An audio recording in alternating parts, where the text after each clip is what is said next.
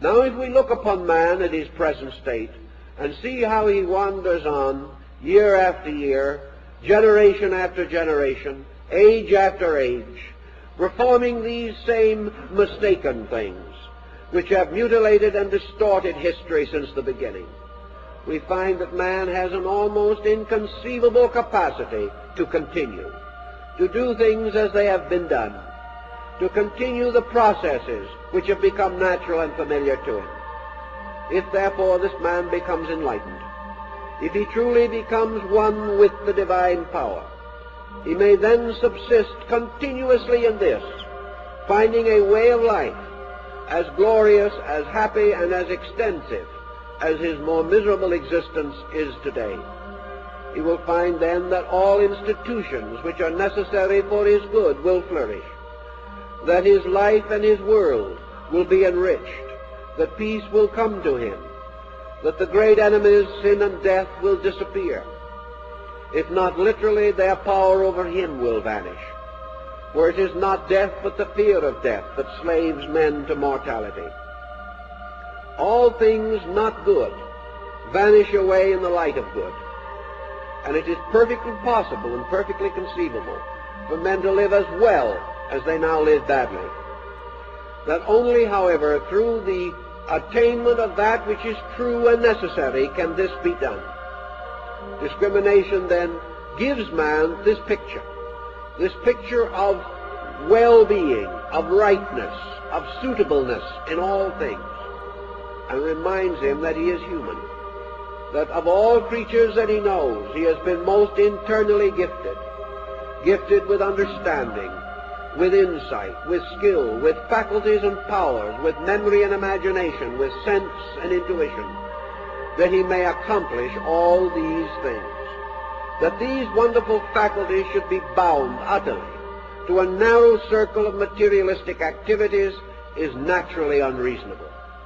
Man with a tenth of the faculties could maintain himself as efficiently as the ant, whose culture and civilization from a practical standpoint is far greater than ours. But man has other purposes. He has other reasons for existence, and that he should have these powers and not recognize that they are invitations to growth seems incredible. That man should be able to look around him and see that he is greater than the animal, and yet have no desire to excel that animal in essential matters, is amazing and almost beyond conception.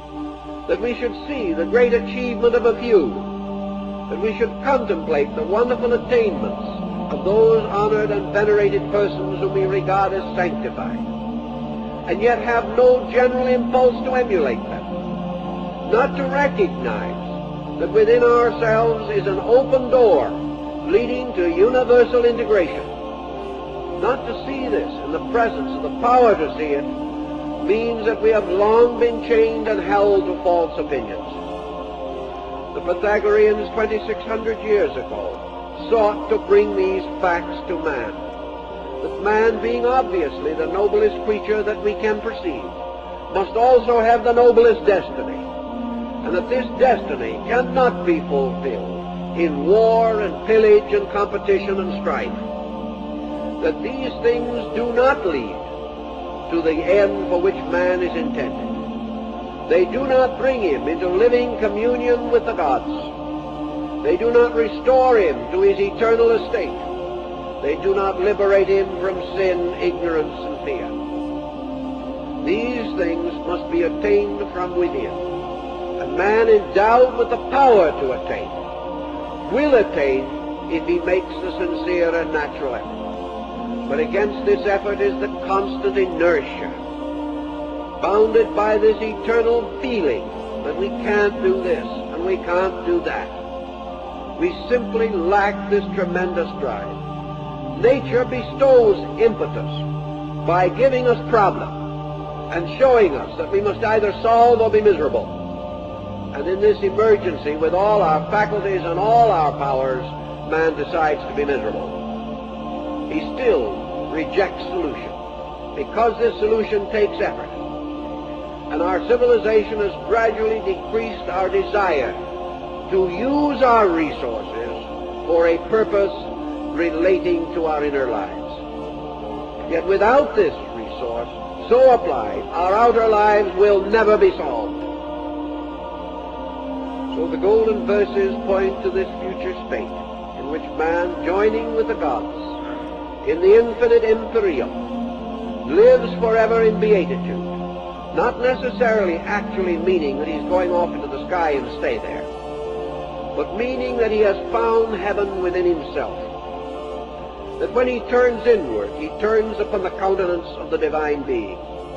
That when he is quiet, out of the hidden springs and fountains of his own soul flow waters of life, instead of the polluted streams of his own perversions. That he can sit down and be at peace. That he can dream and hope. That his faith is stronger than any doubt. And that in all decision, he decides with the gods. And having made this decision, finds that in all things the divine power is with him. This being with the gods, being true to the rule, having the courage and insight and love to dedicate our powers and skills to that which is the greater good, this decision, this insight, brings with it the consolation of spirit that surpasseth understanding. In that time and under those conditions, all these dark things will pass away. We shall no longer see through a glass darkly, but face to face. And we shall also discover that in this seeing face to face, life becomes very simple. The philosophy becomes very simple. And that out of all learning comes only the strength to do that which is simple, to do those things which are true, and then to live quietly in the constant light of the presence of truth. To make this attainment is our natural end and our natural birthright.